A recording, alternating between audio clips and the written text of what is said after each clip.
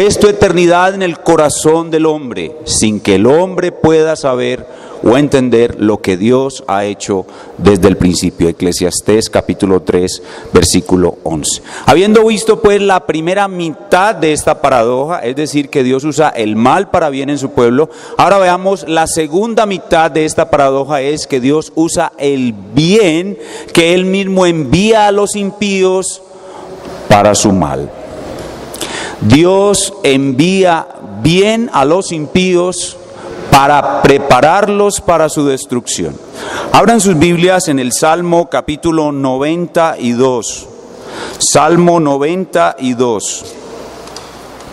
El Salmo 92 es un salmo dedicado al día de reposo.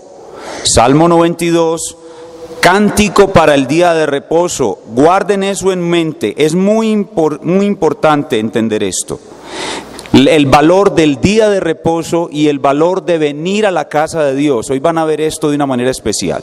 Salmo 92, cántico para el día de reposo, versículos 6 y 7.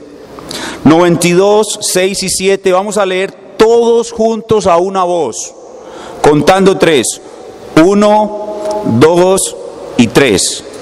El hombre necio no sabe y el insensato no entiende esto. Cuando brotan los impíos como la hierba y florecen todos los que hacen iniquidad, es para ser destruidos eternamente. ¿Entendieron lo que leímos? Es demasiado claro. La palabra de Dios muestra claramente que cuando el impío prospera, ¿es para qué? Para ser destruidos eternamente. Otra vez, cuando el impío prospera, ¿es para qué? Correcto. Vayamos ahora al Salmo 69, versículo 22. Salmo 69, versículo 22. El Salmo 69 corresponde a ese grupo de salmos llamados imprecatorios. Salmo de David. Imprecatorio significa que ora para que los malos sean destruidos. Pide maldición y destrucción de los impíos. Eso es un salmo imprecatorio. Ahora vamos a leer juntos el versículo 22.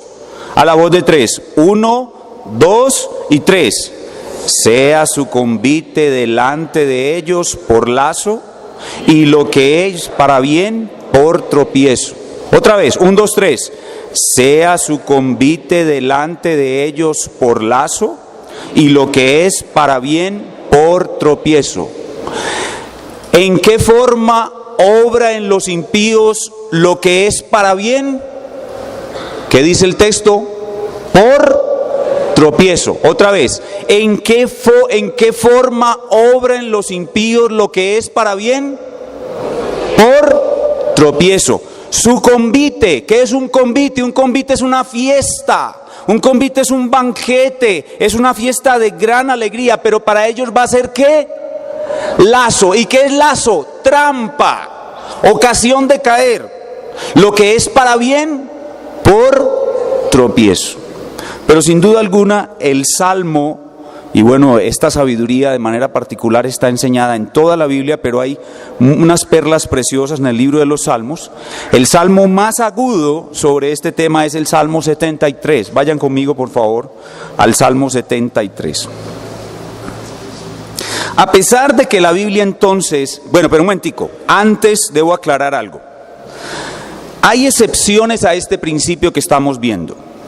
Dios usa el bien que envía a los malos algunas veces para llevarlos a la salvación. En Romanos capítulo 2, vayan allá primero por favor, Romanos capítulo 2, versículo 4. Estaba muy emocionado y me alejé de las notas, pero prefiero volver a las notas. Romanos 2, 4. Romanos 2, 4. Entonces, hay excepciones a este principio que Dios usa el bien para mal en los malos. También en algunas personas lo usa para llevarlos al arrepentimiento. Romanos 2.4. Vamos a leer todos juntos Romanos 2.4. 1, 2 y 3. ¿O menosprecias las riquezas de su benignidad, paciencia y longanimidad, ignorando que su benignidad te guía al arrepentimiento. Ahí vemos una variante de ese principio general declarado, y es que muchas veces Dios usa la benignidad, es decir, el buen trato, el bien que Él envía a los malos para conducirlos al arrepentimiento. Entonces hay un doble propósito en Dios con el bien que Él envía al impío. En muchos, en la mayoría, ese bien que les envía los va a conducir a la destrucción o los prepara para la destrucción, y en otros, que solamente Él sabe quiénes son y actúa soberanamente en ello, los va a llevar al arrepentimiento. A pesar de que la Biblia enseña claramente de que Dios hace esto, envía bien a los impíos, cuando los verdaderos creyentes, cuando los justos, vemos a los impíos prosperar y a nosotros nos está yendo mal, eso tiene un efecto desalentador sobre su pueblo. En otras palabras, es difícil para el pueblo de Dios vivir bajo la sabiduría de Dios en el uso del bien y el mal. Es difícil para su pueblo, para el pueblo de Dios, ver que Dios da bien a los malos y mal a los buenos. Hay que recordar de todo tiempo de que no hay nadie totalmente bueno, pero eso hay que tenerlo siempre en presente. No hay nadie totalmente bueno. Entonces, es difícil para el pueblo de Dios ver que Dios envía bien a los malos y mal a los buenos. En otras palabras, es difícil vivir en un mundo dominado por esta paradoja. Y para aclararnos sobre esto se escribió el Salmo 73. Ahora sí vamos al Salmo 73. Sabiendo que la Biblia enseña esto claramente, que Dios da bien a los malos y mal a los buenos, a pesar de que lo sabemos en la Biblia, cuando lo vivimos somos poderosamente afectados, y la sabiduría del bien y del mal, como Dios la aplica, nos causa un gran desaliento. Y eso fue lo que causó al autor del Salmo 73. ¿Quién es el autor del Salmo 73?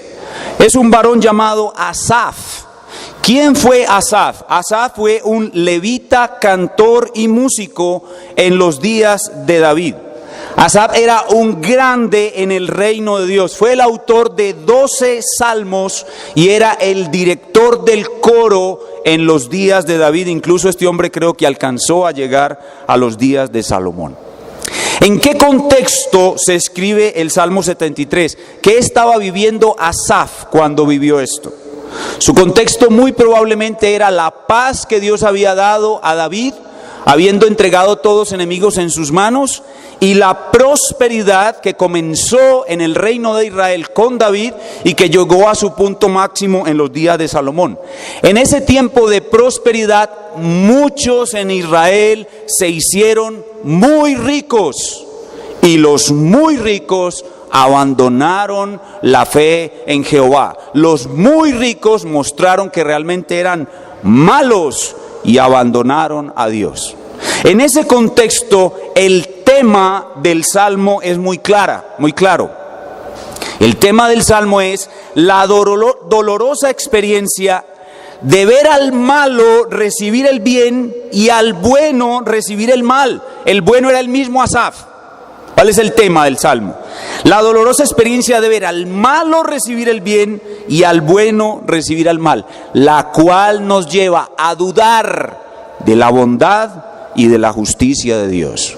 Ese es el efecto que esa paradoja puede tener sobre cualquier creyente. Y recuerden, Asaf no era un novato. Asaf era un hombre de Dios, un varón de Dios, un gran hombre de Dios, un levita, conocedor de la palabra, que ministraba a Jehová de una manera especial entrando al tabernáculo. Era un coatita. Asaf tenía el privilegio de incluso poder cargar el arca cuando el tabernáculo se desplazaba. Entonces no era un novato, no era un inexperto, era un hombre de Dios. Y a pesar de que Asaf conocía que Dios es soberano, que Dios actúa como Él quiere, que Dios le prohibía en el 10º mandamiento de la ley de Dios codiciar los bienes de su prójimo, Asaf por poco cae en la apostasía. Y por eso le he puesto por título al Salmo: Guerra avisada casi mata soldado. Guerra avisada casi mata soldado. ¿Por qué guerra avisada? Porque Asaf no era un novato. Asaf sabía cómo obra Dios. Asaf sabía que Dios es soberano, que hace lo que quiere. Asaf sabía el 10º mandamiento de la ley de Dios. Y aún así, cuando le tocó vivir la paradoja de la sabiduría del bien y del mal, por poco apostata. Guerra avisada casi mata soldado. Por eso vivir en un mundo gobernado por la paradoja de la sabiduría del bien y el mal nunca va a ser fácil, ni para ti ni para mí. Nunca va a ser fácil para el creyente nuevo, ni va a ser fácil para el creyente antiguo. Todos, cuando vivamos esta paradoja, vamos a ser tentados a dudar de la bondad y de la justicia de Dios. Para estudiar el Salmo, vamos a bosquejarlo en 4 puntos. Lo primero que vemos en el Salmo es la conclusión a la que llegó Asaf. Lo segundo, el problema que Asaf vivió. Lo tercero, el remedio que lo sacó del problema. Y cuarto, la transformación que él sufrió o que él vivió. Buena transformación al haber vivido este problema. Este canto es un poema, no es un sermón. Un sermón nunca puede empezar con la conclusión, pero un canto o un poema sí. Asaf, al vivir la paradoja de la sabiduría del bien y del mal, dudó de la bondad y de la justicia de Dios, y por eso se apresura en su canto, y lo primero que canta es la conclusión a la cual él llegó acerca de la bondad de Dios, a pesar de haber dudado de ella. Versículo 1. Ciertamente, miren, ciertamente es seguro, cierto. Ciertamente es bueno Dios para con Israel, para con los limpios de corazón. Al decir Asaf que Dios es bueno, lo que está queriendo decir es que a pesar de que Él le envía mal al bueno y bien al malo, Dios lo hace de una manera bondadosa y justa. A pesar de lo que él vivió, él termina declarando: Dios es bueno, Dios nunca me hizo mal, a pesar de que yo vi el bien del malo y yo como bueno viví el mal. Dios es bueno. Y aquí en esta declaración Asaf nos muestra con quiénes es bueno Dios. Dice: Dios es bueno para ¿con quién? Israel. Y la pregunta aquí es: ¿quién es Israel? ¿Quién es Israel? Y el mismo pasaje responde: son los limpios de corazón. ¿Eran todos los israelitas del día de Asaf limpios de corazón? No. Entonces, ¿quién es Israel? Israel son los limpios de corazón. Lo mismo que dice Romanos 9:6. No todo el que desciende de Israel es israelita, solamente son israelitas aquellos que son limpios de corazón. ¿Y quién es el único que es verdadera, total y absolutamente limpio de corazón? Cristo. Entonces, en conclusión, según ese silogismo, ¿quién es Israel? Cristo es Israel. Y nosotros estamos en Cristo, por tanto Dios es bueno para con nosotros. Entonces, lo primero que Asaf hace es llegar a una conclusión. Lo segundo que él nos muestra es cuál fue el problema que él vivió. Y en el resto del Salmo, la principal parte de su estructura nos cuenta lo que vio, lo que vivió, lo que sintió, lo que pensó. ¿Sobre qué? Sobre lo que estaba viviendo, que era la paradoja de la sabiduría del bien y el mal. Verso 2. En cuanto a mí, casi se deslizaron mis pies, por poco resbalaron mis pasos. Asaf, ¿y qué te pasó? Porque tuve envidia de los arrogantes. ¿Y por qué? Viendo la prosperidad de los impíos. Cuando yo, hombre sabio, hombre docto, hombre de Dios, hombre del tabernáculo, vi que en Israel los impíos, los malos eran prosperados y yo era azotado, herido, lesionado y tratado mal, tuve envidia de ellos. ¿Qué fue lo que afectó tanto a Asaf? Lo afectó la paradoja de la sabiduría del bien y el mal. El ver que Dios usa el bien para mal y el mal para bien. ¿Por qué? ¿Qué fue lo que Asaf vio? Y ahora lo describe con más detalle. Verso 4, porque no tienen congojas por su muerte, es decir, mueren tranquilitos, como un pajarito ahí acostadito, cierran sus ojos sin dolores y afugias. Su vigor está entero. No pasan trabajo como los otros mortales, ni son azotados como los demás hombres. Aquí Asaf está exagerando, porque aún los hombres más malos sí pasan trabajos en esta vida. Por tanto, la soberbia los corona, se cubren de vestido de violencia. Los malos en su prosperidad se vuelven violentos. Los ojos se les saltan de gordura. El mucho comer, la mucha abundancia. Logran con creces los antojos de su corazón, con su dinero compran lo que quieren. Se mofan y hablan con maldad de hacer violencia, toman la justicia en sus manos. Hablan con altanería enalteciéndose a sí mismos y blasfemando contra Dios. Ponen su boca contra el cielo, blasfemando contra Dios. Y su lengua pasea la tierra, creen que son sabios en todos los asuntos de la tierra. Versículo 11. Y dicen, ¿cómo sabe Dios? Y hay conocimiento en el Altísimo, se vuelven agnósticos. He aquí estos impíos, sin ser turbados del mundo, alcanzaron riquezas. Y ahora viene la forma como él, comparándose con esos impíos, entra en un proceso de autocompasión. Mientras los impíos prosperan, a él le va mal. 13. Verdaderamente en vano he limpiado mi corazón y lavado mis manos en inocencia, pues he sido azotado todo el día y castigado todas las mañanas. ¿Pueden ver ahí la paradoja? La paradoja es un bueno, o sea, Asaf, recibiendo el mal, y muchos malos, o sea, los ricos en Israel, recibiendo mucho bien. Esa paradoja fue lo que lo hizo sentir envidia, fue lo que lo hizo exagerar la situación y fue lo que lo hizo casi volver atrás de su fe en Dios y dedicarse a ser como uno de ellos. Verso 15. Si dijere yo, hablaré como ellos, he aquí, a la generación de tus hijos engañaría. Aquí ya está reaccionando a su debilidad, aquí ya está volviendo en sí.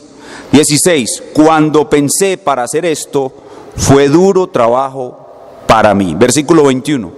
Se llenó de amargura mi alma, y en mi corazón sentía punzadas. Traten de vivir o imaginarse en su propio corazón lo que este hombre sentía. Recuerden, ¿qué es lo que está viendo? Está viendo a los buenos recibiendo el bien, a los malos recibiendo el bien, y a él, que es un hombre bueno, un hombre de Dios, un varón de Dios, un levita, un coatita, un hombre dedicado 100%, yéndole muy mal. El ver eso lo hacía tener punzadas en su corazón, lo hacía tener amargura. Entonces este hombre tuvo envidia, tuvo exageración, tuvo autocompasión, tuvo amargura, tuvo punzadas.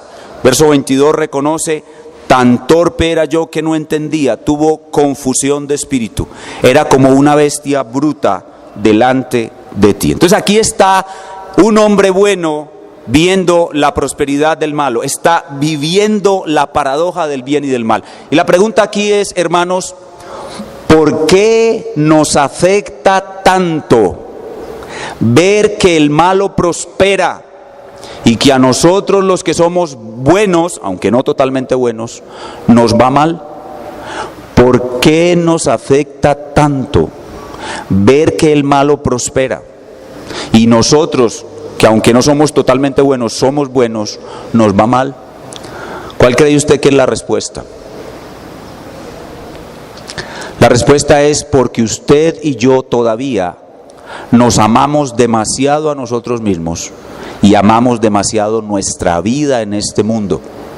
Lo que más queremos entonces es aún vivir bien en este mundo, vivir bien, tener un buen negocio, una buena profesión, ganar duro, una hermosa esposa, 3 hijos, una casa en la ciudad, otra casa en el campo, un carro para ella, un carro para mí, viajes a Europa todos los años. Eso es lo que de verdad en el corazón de nosotros hay. Y por eso cuando los malos que son malos tienen eso y yo no lo tengo, por eso tengo envidia del malo. Y por eso me da tan duro la paradoja del bien y del mal. Dios gobierna este mundo bajo esta paradoja para hacerme ver que todavía soy muy mundano y que en vez de anhelar el cielo, anhelo es la tierra y sus deleites. Por eso nos da tan duro ver que el malo prospera. Pero Asaf fue rescatado de este resbalón, de esta casi caída. Ya vimos que él comienza dando su conclusión, ya vimos que él continúa describiendo su problema, pero ahora nos cuenta el remedio, ahora nos cuenta qué fue lo que lo sacó de aquí. ¿Saben cuál fue el remedio que sacó a Asaf de ese casi resbalón? Cómo esta guerra avisada casi mata a este buen soldado. ¿Saben qué fue lo que libró a este buen soldado? La máquina del tiempo. Pastor, está loco. La máquina del tiempo, eso no existe, eso es una ficción de las películas. No, hermanos, la máquina del tiempo sí existe. Está en la Biblia. La máquina del tiempo. ¿Saben cuál es la máquina del tiempo? La fe. La fe es la máquina del tiempo. Por medio de la fe yo puedo ir al pasado y estar absolutamente seguro de que lo que la Biblia me dice sucedió en el pasado. Y la máquina del tiempo, que es la fe, me permite ir al futuro y estar totalmente seguro que lo que dice la Biblia va a suceder. Esa no es la máquina del tiempo, esa es la verdadera máquina del tiempo. ¿Qué fue lo que salvó a Asaf? La máquina del tiempo. Versículo 17. Hasta que entrando en el santuario de Dios, comprendí el fin de ellos. Miren, hermanos, no solamente la Biblia nos dice que existe la máquina del tiempo, sino que nos dice, ¿dónde está la máquina del tiempo? ¿Dónde está? ¿Dónde, según el pasaje? En el santuario. Cuando nosotros venimos al santuario de Dios, ciertamente, hermanos, entramos en la máquina del tiempo. Asaf entró en la máquina del tiempo y el Señor activó la máquina del tiempo mientras Asaf ministraba en el tabernáculo o oía a algún levita docto o algún escriba docto de su tiempo predicar la Torá, la ley de Jehová.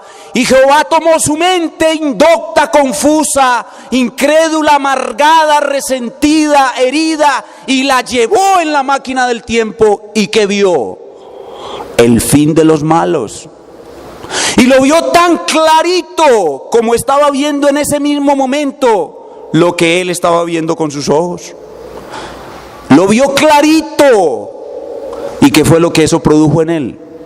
Lo libró de la amargura, de la punzada en el corazón, de la envidia. Hermanos, el remedio es la máquina del tiempo. 18. Ciertamente, aquí nos está contando lo que vio. Ciertamente los has puesto en deslizaderos, en asolamientos los harás caer. ¿Cómo han sido asolados? De repente perecieron, se consumieron en terrores. Traten de imaginar a Asaf viendo todo esto. Como sueño del que despierta, así, Señor, cuando despertares, menospreciarás su apariencia.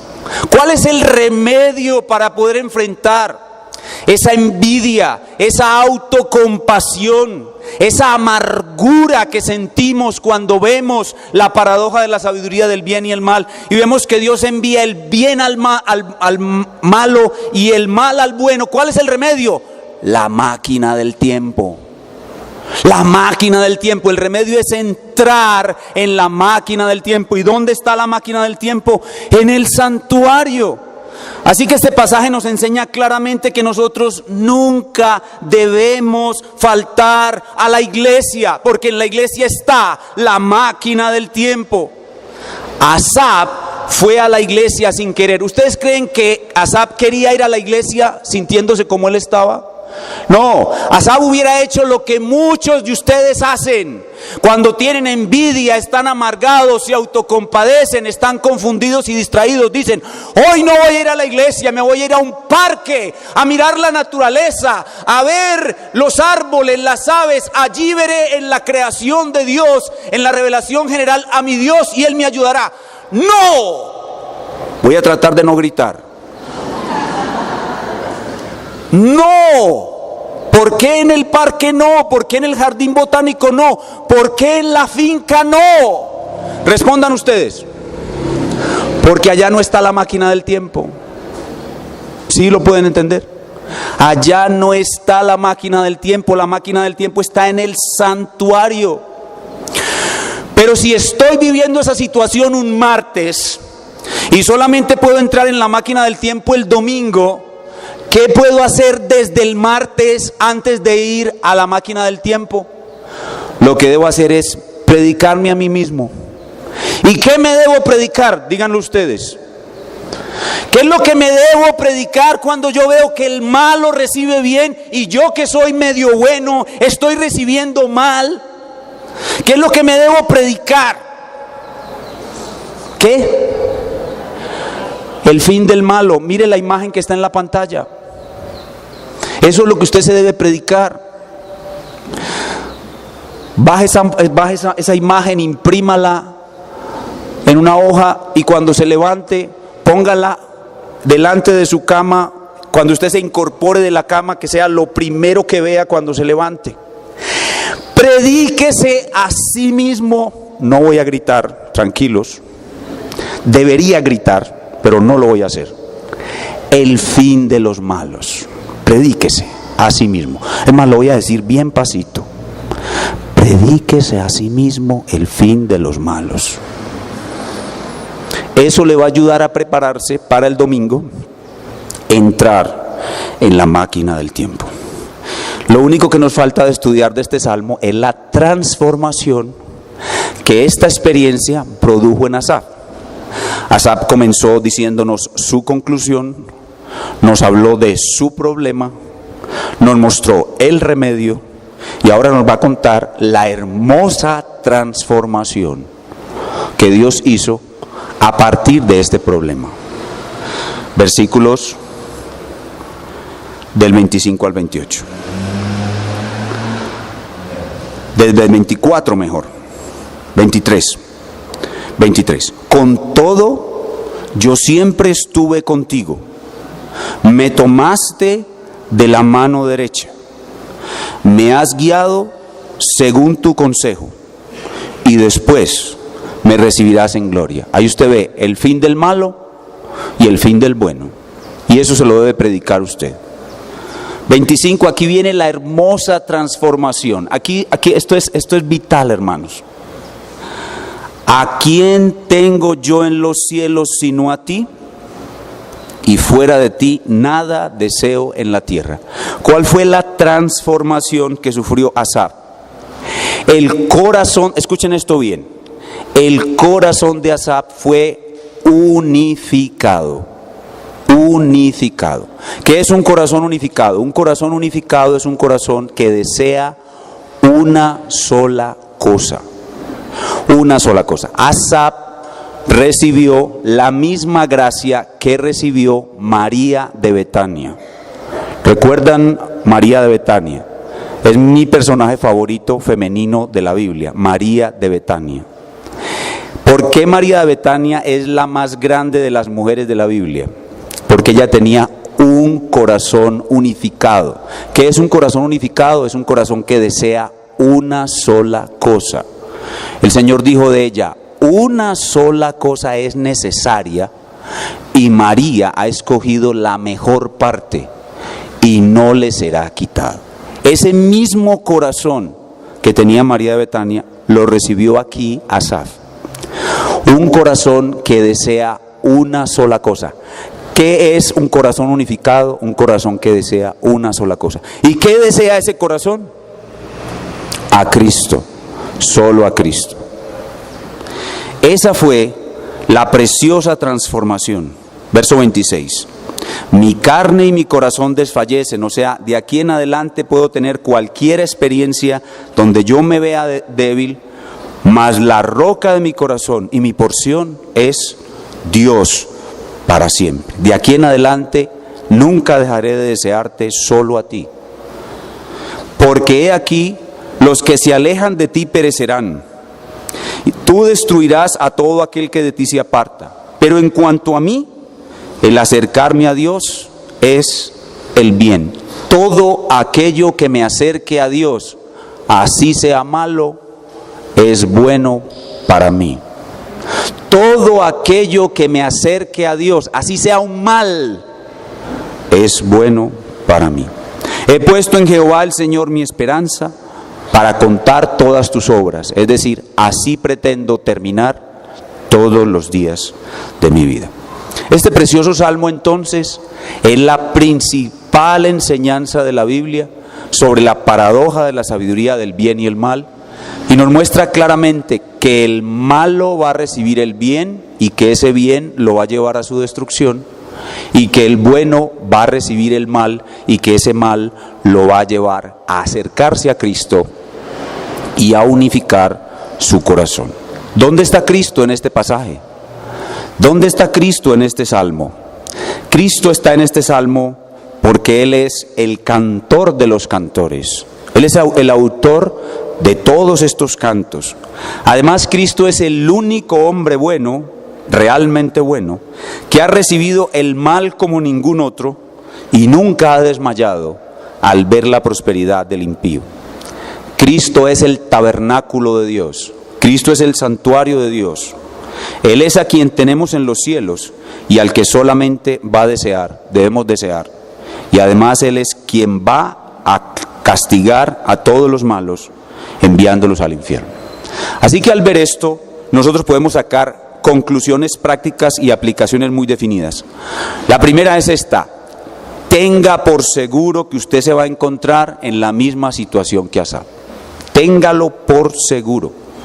Así que cuidado, que guerra avisada casi mata soldado. Si casi mató a Asaf, usted va a estar en mucho peligro. Así que esté anticipándose a esto.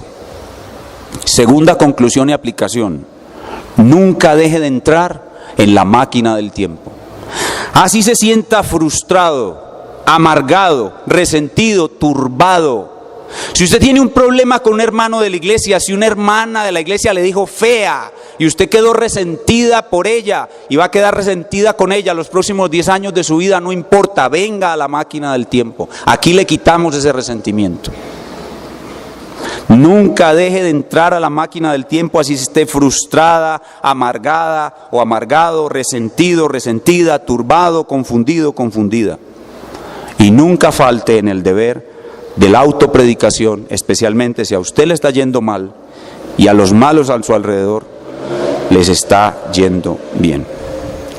En algunos casos vamos a ver el castigo de Dios a los malos. No solamente debemos predicarnos el final de los malos y esperar el final de los malos, sino que en algunos casos nosotros vamos a ver el castigo que Dios envía a los malos. En algunos momentos, con algunas personas, nosotros veremos cómo Dios los castiga efectivamente por haber hecho el mal, y nosotros lo veremos con nuestros ojos. Y eso será para la gloria de Dios. Y la Biblia está llena de ejemplos claros en los que el hombre malo hace mal al bueno y es castigado por Dios. Un ejemplo claro es el caso de Ananías y Zafira. Cuando Ananías y Zafira intentaron engañar a los apóstoles, Dios actuó de una manera soberana. Él no lo hace casi nunca así, castigándolos fulminantemente, pero en esa ocasión actuó castigándolos fulminantemente, y eso sirvió para bendición de la iglesia y para que las personas tuvieran temor de Dios. Pero ¿qué hubiera pasado si Dios hubiera permitido que Ananías y Zafira engañaran a la iglesia y a los apóstoles? ¿Qué hubiera pasado?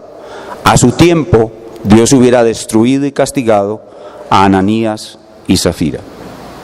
En otras ocasiones, Dios va a esperar hasta el final, el juicio final, para enviar a los malos, a quienes les envió mucho bien, al infierno.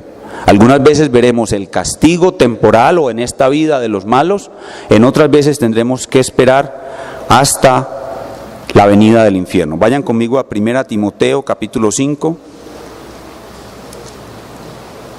Versículo 24.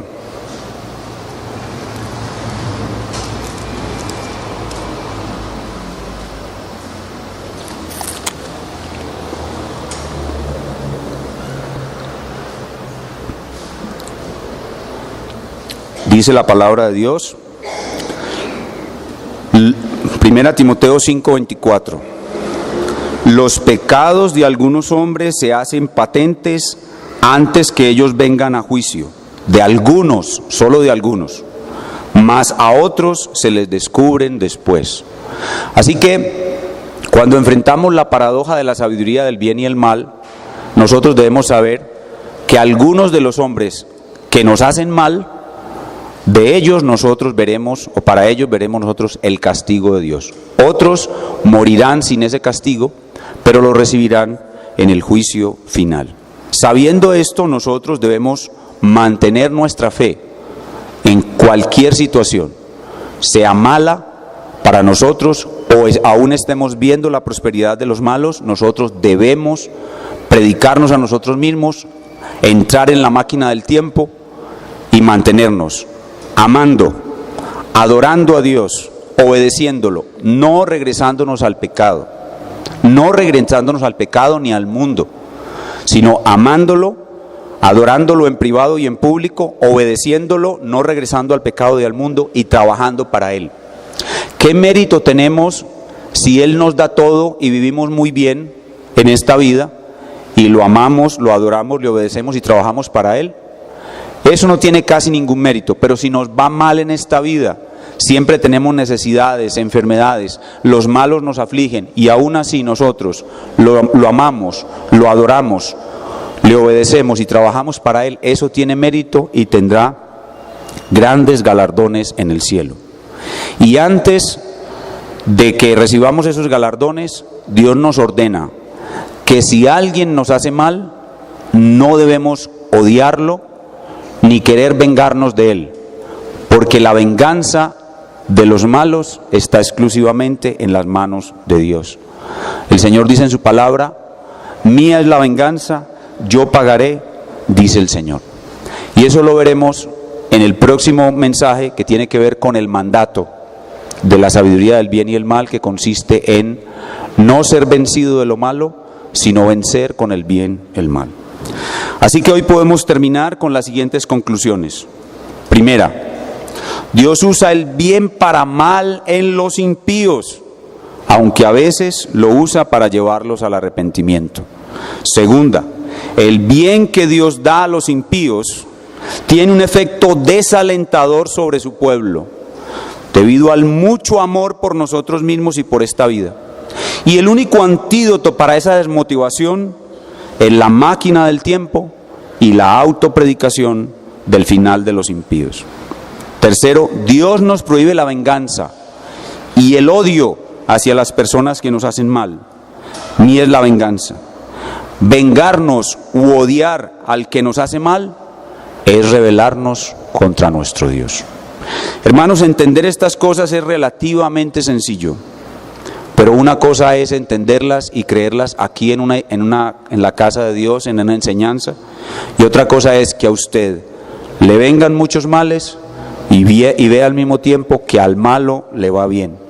Que Dios nos conceda gracia para defendernos de la envidia, la autocompasión y la amargura cuando vivamos eso, y podamos vencer el mal con el bien, creyendo en lo que Dios ha dicho en su palabra, ayudados por la máquina del tiempo y la autopredicación. Vamos a inclinar nuestro rostro y a orar. Señor, te damos muchísimas gracias por la máquina del tiempo. Realmente ella es un remedio infalible para todos nuestros males en este mundo. Como está escrito, el justo por la fe vivirá.